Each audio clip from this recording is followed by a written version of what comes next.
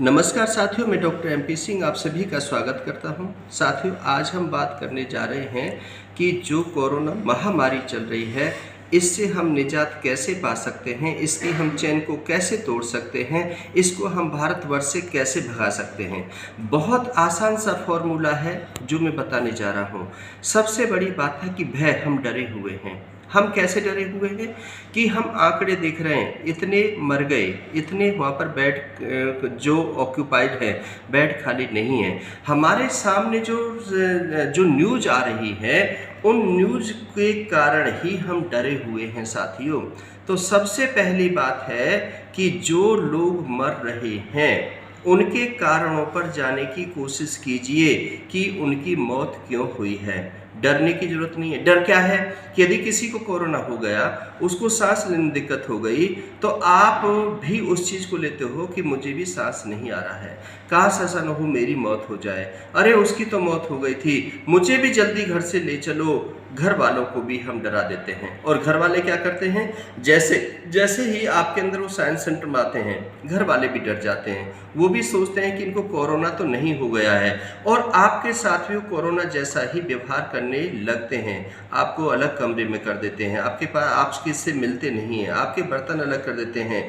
इस प्रकार से आप सोचते हो, अब साइकोलॉजिकल आपके दिमाग में जा रहा है, मेरे तो पेट में भी दर्द हो रहा है, मेरे सिर में भी दर्द हो रहा है, मुझे तो बुखार भी अप डाउन हो रहा है, मुझे तो ठंड भी लग रही है। और इन सब चीज़ों को जब शेयर करते हो तो जो घर के लोग हैं उस बात को वो बाहर कह देते हैं। अब वो बाहर जब कहते हैं तो बाहर वाले लोग कहते हैं कि भाई इनके घर में तो कोरोना पॉजिटिव केस है, उनको तो ऐसे तो टीवी में बता रहे थे, ऐसे अखबार में आ रहे हैं, ऐसे डॉक्टर MP सिंह की वीडियोज़ पर भी आते हैं। तो ये सारी चीज़ जो है कि साइन और सिम्टम, ये कोरोना पहले से भी था, पहले भी लोग बीमार होते थे, पहले भी ये इस प्रकार के वायरल आते थे, 5-5, 7-7, 10-10 दिन तक बुखार आता था, बहुत ज़्यादा सर्दी लगती थी, लोग कई रजाइयाँ ओढ़ लेते थे और फिर घर में ठीक हो जाते थे। घर में वो काढ़ा बना लेते थे, 2-2, 3-3 बार काढ़ा पीते थे, रजाई ओढ़ लेते थे, पसीना आता था तब पोंछ लेते थे, बुखार उतर जाता था, या विक्स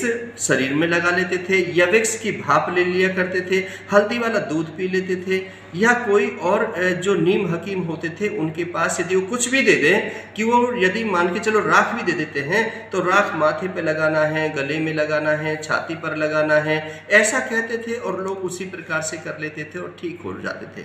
लेकिन आज क्या हो गया, आज कितनी सिचुएशन बदल चुकी हैं।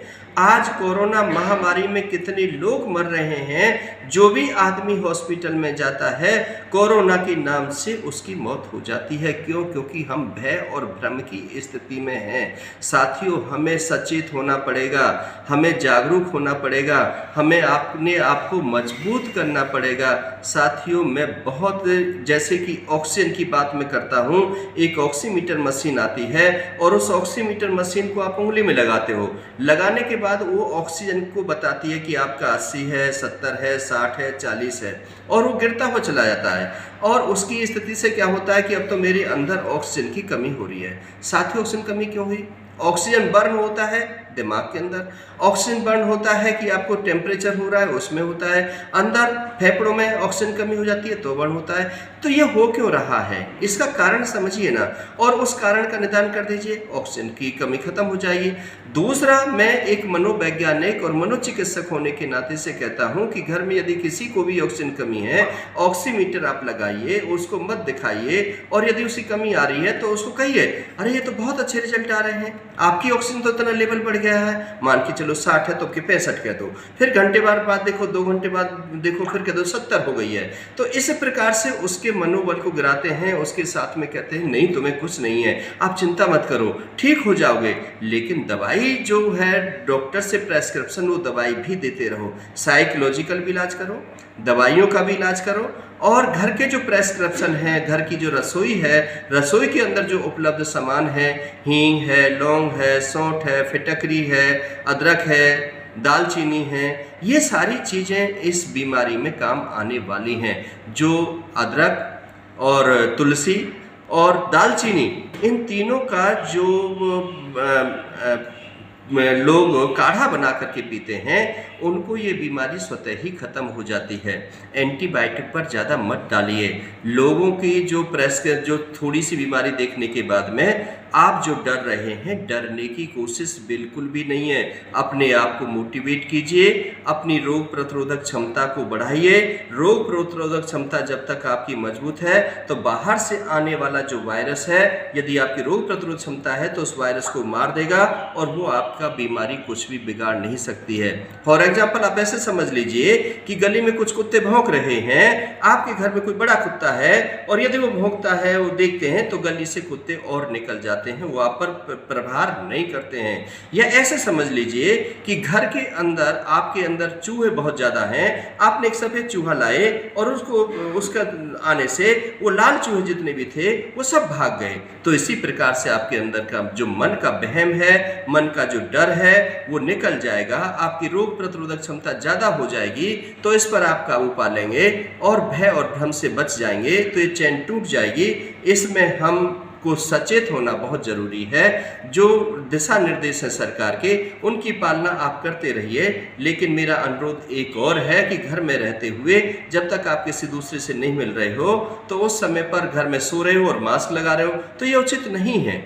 जब आप 2 गज की दूरी पर हो और घर में काम कर रहे हो तो भी जरूरत नहीं है। ये तो जब जरूरत होता है जब आप कहीं पब्लिक प्लेस पर होते हो और कोई चीज लोगों से डील कर रहे होते हो, उस समय पर ये जरूरी होता है। साथियों, मैं बहुत बातें और अभी आपके साथ में करने वाला हूं इस कोविड से बचने के लिए। रोजाना मेरी आपके पास में वीडियो आती है और हर टॉपिक मेरा अलग होता है। साथियों, मैं आपसे अनुरोध करता हूं कि और लोगों का भला कीजिए और लोगों तक इस वीडियो को पहुंचाइए ताकि उनके भय और भ्रम खत्म हो जाए और ये कोरोना की जो चैन है टूट जाए। हम ताकि अपने घरों में रहें, हम मार्केट में ना निकलें, हम भीड़ का हिस्सा ना बने, हम बाहर की चीज़ों को, खाद्य पदार्थ को ना खाएं, हम अनावश्यक किसी चीज़ को ना छुएं, हम सोशल डिस्टेंस को मेंटेन करें। बाहर यदि कहीं भीड़ का हिस्सा है तो हम मास्क जरूर लगाएं और किसी चीज़ को यदि छू रहे हैं तो हाथों को सैनिटाइज जरूर करें। ये जो दिशा निर्देश हैं इनकी पालना करते रहिए। अपने अंदर को डर निकालिए, दूसरे को मोटिवेट कीजिए। दूसरे का यदि कोविड हो गया है तो उससे घबराने की जरूरत नहीं है, उससे पैनिक होने की जरूरत नहीं है। हर बीमारी का इलाज होता है, हर चीज़ का इलाज है। इन सब बातों के साथ आपका बहुत बहुत शुक्रिया, बहुत बहुत धन्यवाद।